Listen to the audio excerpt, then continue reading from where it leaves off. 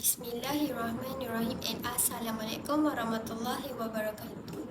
Today we are going to present our group assignment for Mkw4004 Numerical Method in Finance.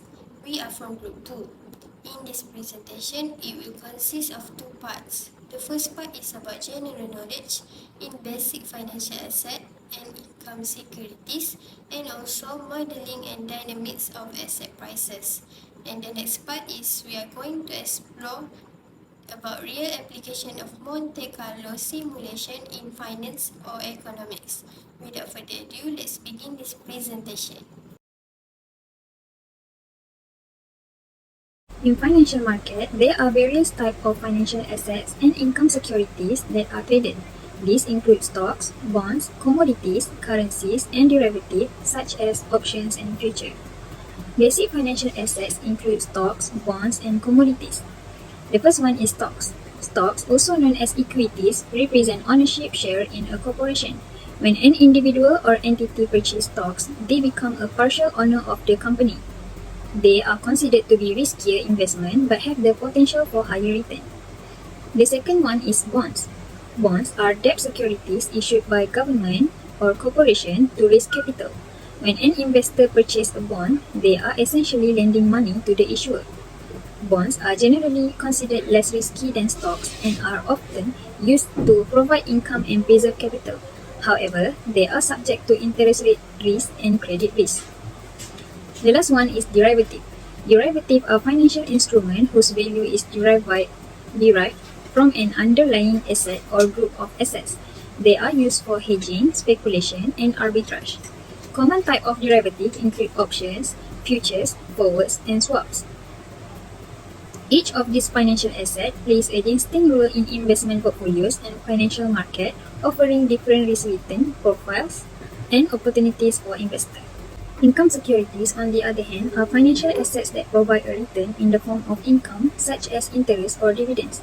Examples of income securities include bonds, which are debt instruments that require the issuer to make regular interest payment to the bondholder and to repay the face value of the bond at maturity, preferred stocks, and dividend-paying stocks. Income securities are often used by investors who are seeking a steady stream of income rather than capital gains. The basic theory of interest rate involves two fundamental concepts, that is compounding and present value. But first of all, we need to know what is interest rate. Interest rate is the cost of borrowing money or the return on investment expressed as a percentage of the principal amount. It represents the compensation that a lender receives for deferring the use of funds or the cost of obtaining funds. Interest rates are used in various financial transactions, including loans, bonds, saving accounts, and other financial instruments. Next is compounding. Compounding is the process by which an investment grows exponentially over time. When interest is compounded, it is calculated not only on the initial principal amount but also on the accumulated interest from previous period. The frequency of compounding, such as annually, semi-annually, quarterly, or monthly, affect the effective interest rate and the growth of an investment. The more frequent the compounding, the higher the effective interest rate and the faster the investment grows. Continuous compounding, where interest is calculated and added to the principal an infinite number of times, lead to the highest growth rate. Lastly, present value. Present value is a concept used to evaluate the current worth of a future sum of money or a stream of cash flow, taking into account the time value of money. It is based on the principle that a dollar received in the future is worth less than a dollar received today. The present value of a future cash flow is calculated by discounting it back to its current value using an appropriate interest rate. This allows for the comparison of a cash flow occurring at different points in time. In finance, asset prices are often modeled using stochastic process, which are mathematical models that describe the evolution of random variables over time. One common stochastic process used to model asset prices is the geometric Brownian motion (GBM) model, which assumes that the logarithm of the asset price follow a Brownian motion with drift. Let's go to example 1 of geometric Brownian motion for stock prices. The geometric Brownian motion model is a popular model used to describe the dynamics of asset prices. The GBM model assumes that the logarithm return of an asset follows a Brownian motion with drift. Mathematically, this can be expressed as where ST is the price of the asset at time t, mu is the expected return of the asset, sigma is the volatility of the asset, and WT is a standard Brownian motion. This model is commonly used in option pricing and portfolio optimization, as well as model the price dynamics of financial instruments such as stocks. It describes the random nature of stock price movement and is a fundamental concept in financial mathematics. Next, we go to example 2 of Ornstein-Ehrenberg process. The Ornstein-Ehrenberg process is a mathematical model commonly employed in finance to describe the behavior of interest rates over time. It is a mean reverting stochastic process, which means that it incorporates a tendency for the interest rate to revert or move back towards a long-term average or mean value. In the context of interest rates, the Ornstein-Ehrenberg process assumes that rates tend to fluctuate around a central level and deviation from this level from a force pulling the rates back to the mean. This mean reverting behavior reflects the idea that interest rates are unlikely to continually increase or decrease without bounds. Instead, they have a tendency to return to a typical or equilibrium level. Suppose the interest rate is currently 3% and the annual volatility of the interest rate is 1%. Use the Ornstein-Ehrenberg process to simulate the interest rate 1 year from now. The Ornstein-Ehrenberg process is given by where initial interest rate R0 equal to 0.03, long-term mean of the interest rate assumed to be 4%, so mu equal to 0.04, volatility of the interest rate sigma equal to 0.01, time horizon t equal to 1, and mean reversion rate assumed to be 2%, so theta equal to 0.02. The illustration shown in figure 1.2 is a code implementing Ornstein-Ehrenberg process to simulate interest rate using MATLAB. Last but not least, let's go to example 3 of Ito's lemma and stochastic differential equation. Ito's lemma is a tool used to find the stochastic differential of a function f(x of t) where x of t is a stochastic process that follows an Ito stochastic differential equation SDE. In this context, the SDE for x of t is given by the general form of Ito's lemma is. This formula helps express how a function f(x(t) change over time in the presence of random fluctuation represented by the stochastic process x of t. It is particularly useful in financial mathematics and other fields where processes involving randomness are modeled.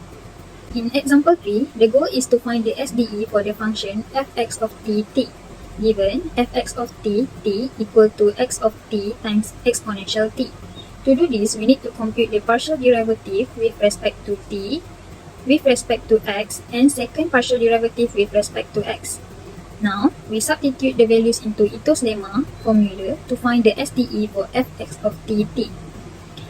Then we get, simplifying the terms, we get the stochastic differential of the function f(x of t) equal to x of t exponential t is given by, this is the step-by-step application of Ito's lemma to find the stochastic differential of a specific function f(x of t) based on the dynamic of the stochastic process x of t.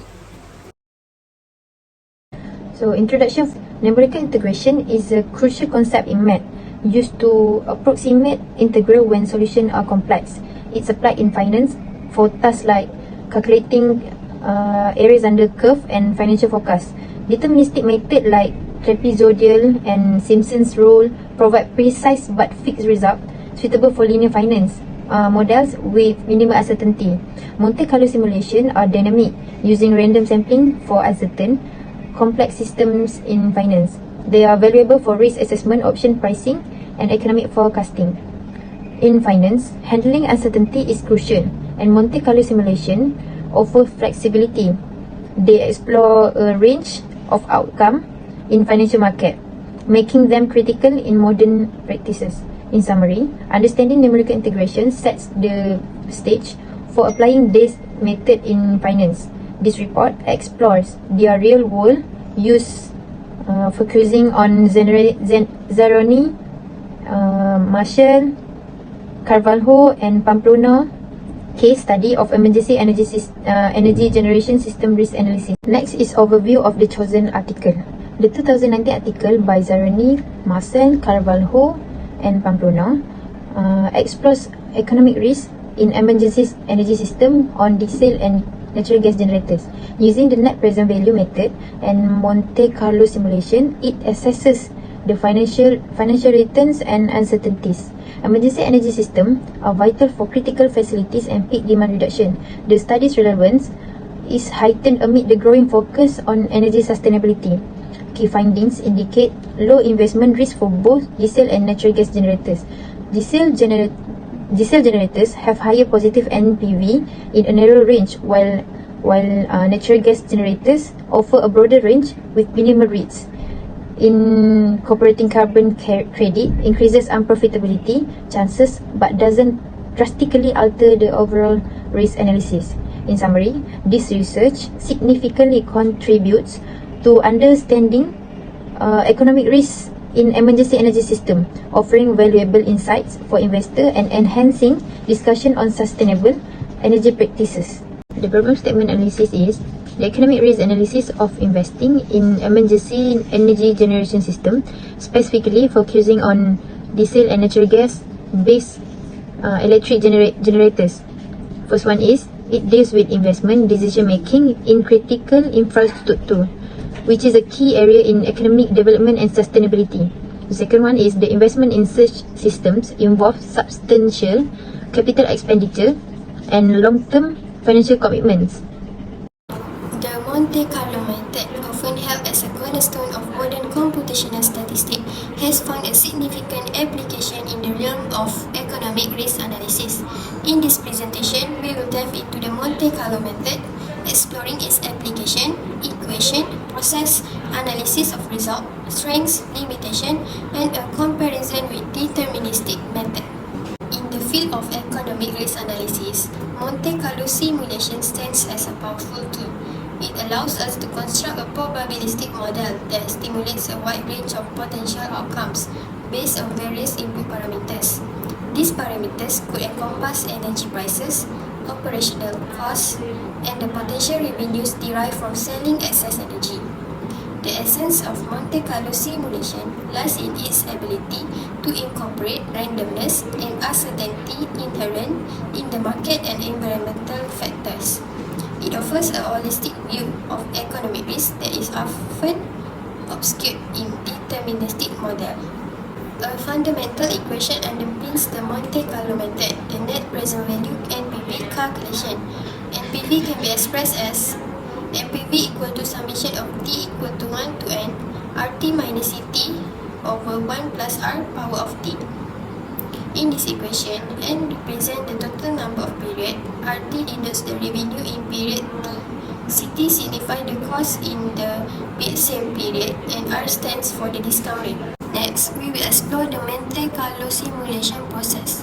The first step is we define the input parameters, specifying their probability distribution. This distribution mirrors the real-world uncertainties that we aim to capture.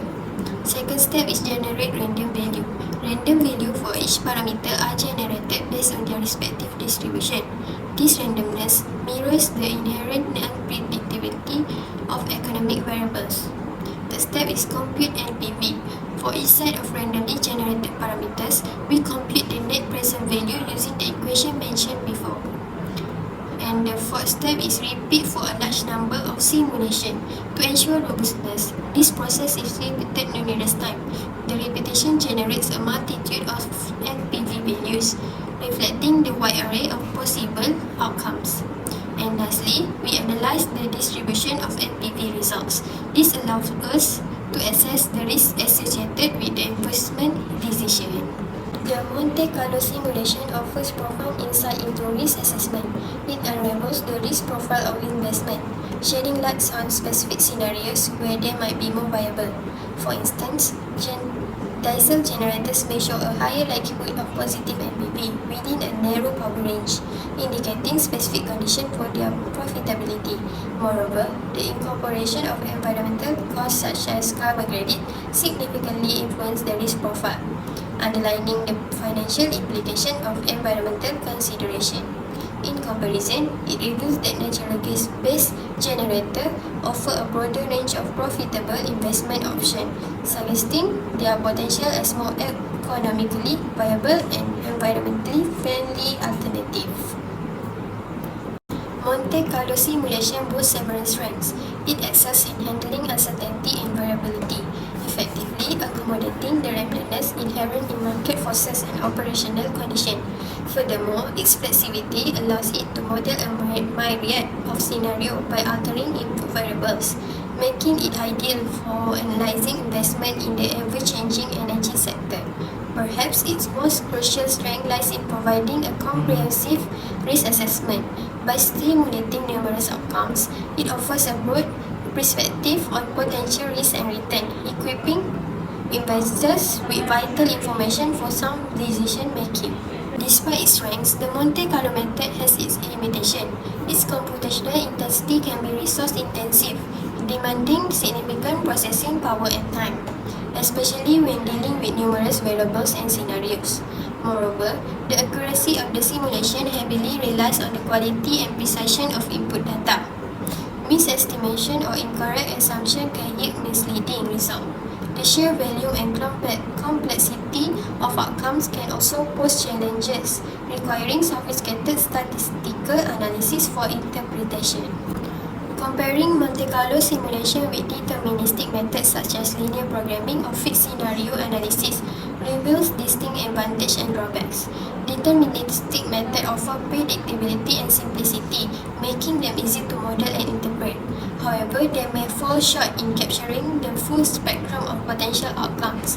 Deterministic methods are generally less resource intensive and are better suited for scenarios where inputs are known and fixed. In conclusion, the Monte Carlo simulation approach for economic risk analysis, as exemplified in studies like that of Herbert Saroni, provide invaluable insights into the realms of finance and economics. It underscores the significance of sensitivity analysis in understanding the influence of input variables on economic risk. Moreover, it elucidates the critical role of factors like carbon credit, expenses and different rated power values in evaluating the economic risk of investment. In a broader perspective, it emphasizes the enduring relevance of Monte Carlo simulation in an ever-evolving economic landscape. As complexity grows, this simulation offers a robust method for modeling and analyzing diverse scenarios, enabling decision makers to make informed choices. Monte Carlo simulations are set to remain a valuable tool in the arsenal of financial and economic analysts, continually shaping the path forward prudent investment in an uncertain world. In wrapping up, this assignment has deepened our grasp of financial basics, mathematical models, and numerical methods in finance. Number 1 is integrated learning. We've connected theoretical dots on interest rate and financial instrument, paving the way for a closer look at how asset price move. Number 2 is asset price modeling, which is our journey included exploring models like geometric programmation and Ornstein-Uhlenberg, helping us understand randomness and trends in financial market. Number 3 is numerical method. We delve into numerical method, especially Monte Carlo simulation, showing us how math can help navigate uncertainties in practical finance scenarios. Number 4 is skill development. This assignment not only broadened our theoretical understanding, but also sharpened our skills, preparing us for a real-world problem solving in finance. Number 5 is program learning outcome, which is our effort aligned with key program outcomes, merging theory and practical skills crucial for academic and professional success. Number 6 is real-world applicability. The use of Monte Carlo simulation in an emergency energy scenario showcase the practical relevance of our skills in addressing modern challenges. And conclusion is, this assignment equips us with a toolkit blending theory and practice, essential for navigating ever-changing landscape of finance and economic.